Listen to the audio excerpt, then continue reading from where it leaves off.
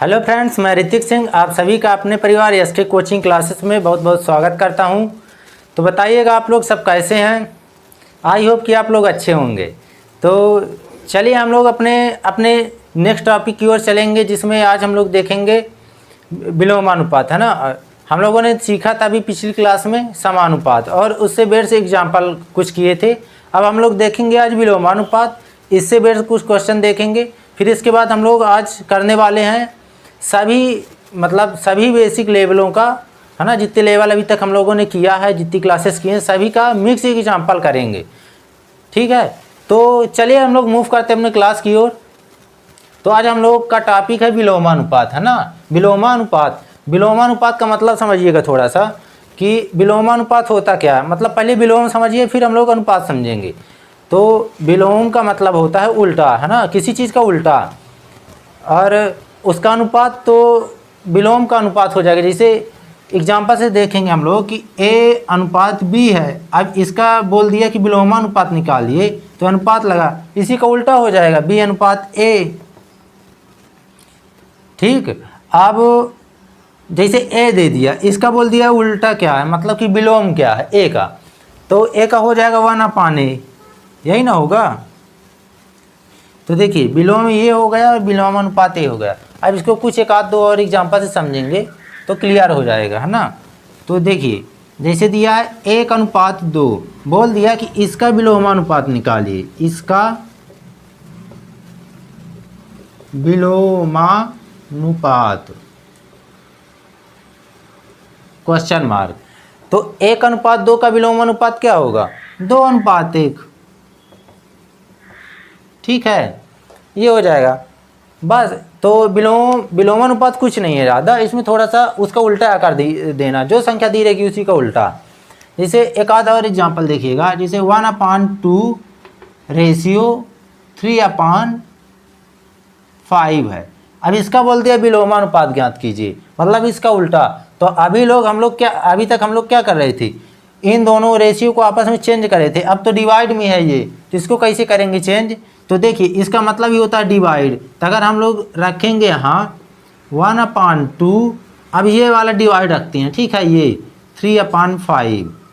तो देखिए ऊपर नीचे वाली संख्या ऊपर जाएगी और ऊपर वाली नीचे आएगी। ये लोग तो आप लोग किए होंगे भिन्न में, है ना। तो देखिएगा 1/2 इंटू लगेगा, ये 5 ऊपर जाएगा ना, 5/3। यहाँ से देखिएगा 5, 3 2 जा 6, मतलब इसका विलोमानुपात क्या हो गया, 5/6, ठीक है। और अगर देखेंगे इसमें भी, अगर इसमें बस की विलोमानुपात क्या होगा, तो इसको उल्टा करके लिख देंगे 1/2/5/3। अब इसी को सॉल्व करेंगे तो इतना आ जाएगा हमारा। तो कहने का मतलब कि विलोमानुपात क्या होता है, उल्टा, है ना। जो भी संख्या होगी उसी का विपरीत विलोम होगा हमारा। तो अब चलते हैं हम लोग मिक्स क्वेश्चन की ओर, जिसमें हम लोग सॉल्व करेंगे सभी कॉन्सेप्ट के एक दो एग्जाम्पल करके समझेंगे। तो चलिए मूव करते हैं अपने एग्जाम्पल की ओर। तो हम लोग 2 एग्जाम्पल से देखेंगे, एक का देखेंगे तृतीयानुपात और सेकंड में देखेंगे चतुर्थानुपात। तो हम लोग देखते हैं तृतीयानुपात। तृतीयानुपात में मैंने बताया था आप लोगों को कि इसका एक फार्मूला होता है ना, बेसिक फार्मूला, जो मैंने निकाल के बताया था आप लोगों को। तो क्या होता है फार्मूला, देखिए तृतीयानुपात मतलब सी निकालना, हमको ए बी सी तीसरा मान निकालना है ना। तृतीय का मतलब तीसरा मान, तो सी बराबर होता था, मैंने बताया था b²/a, ये वाला हमारा होगा फार्मूला। अब इसी फार्मूले में हम लोग इसका मान रखेंगे, ये a है ये b है।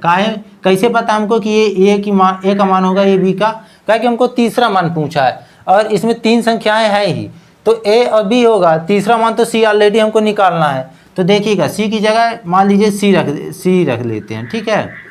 अब b की जगह क्या होगा, b² है तो 6 × 6 डिवाइड बाई 5, तो कितना हो जाएगा 6 36 5। हमारा तृतीय अनुपात क्या होगा 36/5। अब इसी तरह हम लोग देखेंगे इसमें सेकंड नंबर में चतुर्थानुपात निकालना है, ठीक है। तो देखिएगा चतुर्थानुपात, अब जैसे इसमें हम लोग 3 निकाले थे मान, तो अब इसमें चतुर्थानुपात, इसको हम लोग थोड़ा सा सीक्वेंस से लगा लेते हैं अनुपात में। देखिए 8/4 3 अनुपात चतुर्थानुपात मान लेते हैं x है। अब हम लोग 2-3 मेथड से हम लोगों ने देखा था, 2 मेथड से, तो एक हम लोग सिंपल सी मेथड से इसको सॉल्व करते हैं। यहाँ समानुपात लगा लेते हैं, ठीक है। 8/4 समानुपात क्यों लगा लेते हैं, क्योंकि जब 4 संख्याएं इकट्ठा अनुपात में होती हैं तो हम लोग लगा लेते हैं 8/4 3 और इक्वल टू 3/x। अब इसको सॉल्व करेंगे, 4 से काटेंगे 2 बार, यानी कि 2 डिवाइड बाई 1 बराबर 3x। तो x बराबर क्या हो जाएगा, इधर हो जाएगा 2x इक्वल टू 3, तो x बराबर हो जाएगा 3/2। मतलब चतुर्थानुपात हमारा कितना मिला, 3/2, है ना। इधर कैलकुलेशन है, बस हमको इस तरह लिख लेना, फिर अपना निकाल लेना है मान। तो ये दोनों तो क्लियर हो गए होंगे। अब देखते हैं एक आध दो और एग्जाम्पल से हम लोग कुछ और देखते हैं सवाल। अब हम लोग देखेंगे इसमें a अनुपात b अनुपात c का मान निकालना, है ना। यही इसी तरह के क्वेश्चन हमारे एग्जाम में आते हैं। वनडे कोई भी एग्जाम आप देंगे, रेशियो एंड प्रोपोर्शन इसी तरह के एग्जाम आते हैं, मतलब क्वेश्चन आते हैं, है ना, एग्जामों में। अब देखेंगे इसको हम लोग a b c का मान निकालना है, इसमें a अनुपात b अनुपात c निकालना है इससे। तो कैसे निकालेंगे, इसमें तो 5a equal to 3b equal to 4c है, तो हम लोग इसमें कोई कांस्टेंट संख्या मानेंगे, है ना। कोई भी मान लेते हैं, जैसे 5a equal to 3b equal to 4c, मैंने माना k, ये कांस्टेंट संख्या हमने मान लिया अपने से, ठीक है ना। अब देखेंगे इसमें 5a, अब अलग अलग सबका मान लिखेंगे। 5a बराबर k और 3b बराबर k और 4c बराबर k। यहाँ से हम लोग देखेंगे a का मान निकालेंगे, तो a बराबर हो जाएगा k/5, b बराबर हो जाएगा k/3 और c बराबर हो जाएगा k/4। इतना हो जाएगा, इतना समझ में आया ना कैसे हुआ। अब यहाँ से हम लोग देखेंगे a b c का मान निकालेंगे। तो देखिए मैंने क्या किया था, यहाँ से कांस्टेंट संख्या लिया था k, तो k को हटा देते हैं, ठीक है। अब बचा कितना, 1/5, 1/3 और 1/4। अब यहाँ से हम लोग a b c का मान निकालेंगे, तो इसको पहले भिन्न से हटाएंगे, तो हर वाली का यानी कि नीचे वाली संख्या क्या करेंगे, एलसीएम लेंगे, यानी कि 5, 3, 4 का क्या करेंगे, एलसीएम। तो देखिए ये तीनों अलग अलग संख्याएं हैं, इनका एलसीएम इन तीनों का आपस में गुणा ही होगा। तो क्या होगा, 5 3 15, 15 चौको 60, मतलब इसका एलसीएम कितना हुआ, 16 हुआ, है ना। एलसीएम 16 हुआ। 16 का मल्टीप्लाई तीनों में कर देंगे, तो 16 इंटू 1/5, ये 5 है, 16 इंटू 1/3, 16 इंटू 1/4, 60, है ना, 16 नहीं 60। अब यहाँ से 5 से डिवाइड करेंगे इसको, 5 कितनी बार में जाएगा, 12, यानी 12 पंचे 60, 12 बार में, है ना। आइए 3 दूनी 20, ये 15 बार में, तो कितना आया, 12/20/15। अब ये तो तीनों किसी संख्या से डिवाइड नहीं हो रहे हैं, यही हमारा a अनुपात b अनुपात c का मान हो जाएगा जी। तो समझ में आया,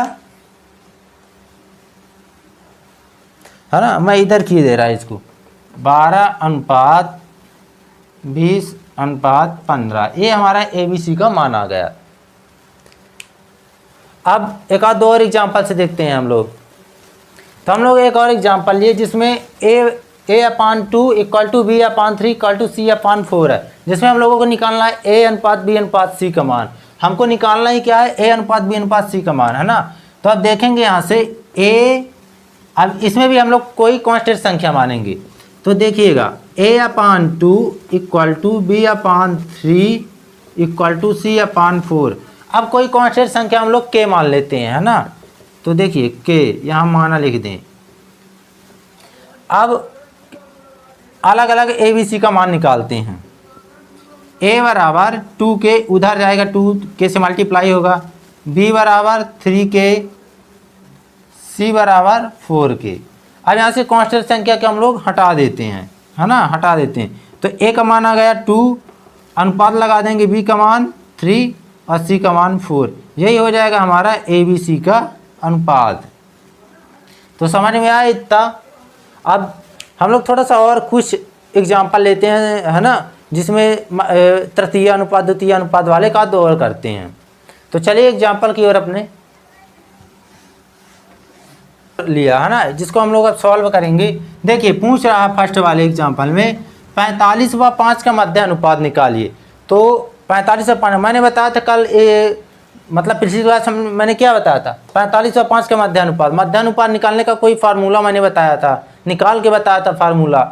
तो देखिएगा फार्मूला क्या था, मध्यानुपात मतलब ए का मान होगा और ये सी का मान, हमको बी का मान क्या किया है, पूछ रहा है मेरे से, है ना, बी का मान पूछ रहा है। तो बी बराबर में क्या फार्मूला था, बी बराबर रूट ऑफ ए इंटू सी, यही था ना फार्मूला। मेरा फार्मूला क्या था मध्यानुपात निकालने का, B equal to root of A into C.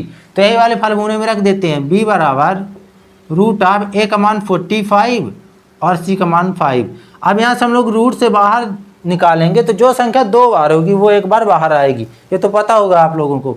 तो 45 को हम लोग देख लेते हैं थोड़ा सा साइड में एलसीएम टाइप में लिख के कि इसका फैक्टर बना लेते हैं। तो 5 से काटें 9 बार, फिर 3 से 3 1 जा 3। अब इसको लिख लेते हैं रूट के अंदर फैक्टर बना के। तो कितना हुआ 5 इंटू 3 इंटू 3 और ये वाला 5। तो देखिए 2 बार 5 है, 2 बार 3 है, मतलब एक बार 5 बाहर एक बार 3 बाहर, यानी 15। इसका आंसर कितना आएगा हमारा, मध्यानुपात 15 आया है ना, दिख रहा है आप लोगों को।